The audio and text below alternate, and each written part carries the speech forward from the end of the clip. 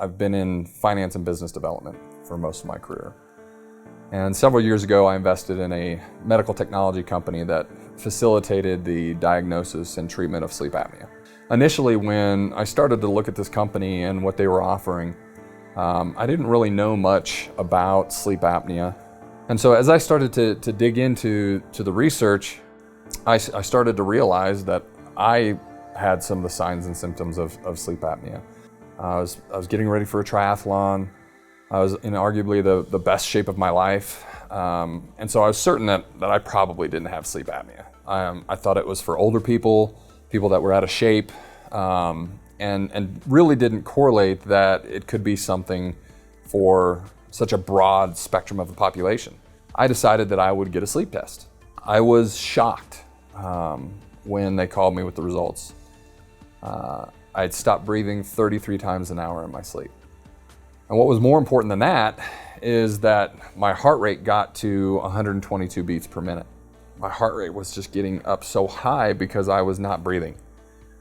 And when you stop breathing in your sleep, your body does anything that it can to either get you to wake up or to circulate what oxygen you have in your body.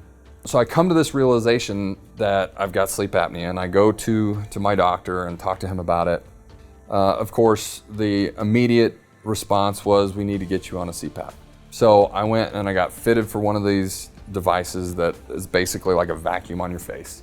I tried it every night for like 3 months. I would wake up in the morning and it would be on the floor. So for me, this technology that we provide to dentists throughout the world was really my only option. About 3 or 4 weeks later, I was coming home from a business trip. It was about 4 o'clock, and he calls me on the phone and he says, "Hey, your device is in. Why don't you come in Monday and we'll get you started in your treatment." An hour and a half later, my wife was rushing me to the hospital because I was having a stroke. What I've realized is that you're 83% more likely to suffer from a stroke if you have untreated sleep apnea. I can't tell you the difference that it made for me. When I finally got into treatment, I felt rested and ready to tackle the day. My workouts were better. My focus was better. I was less irritable. The quality of life has improved dramatically and improved fairly quickly after getting into treatment. Take this seriously.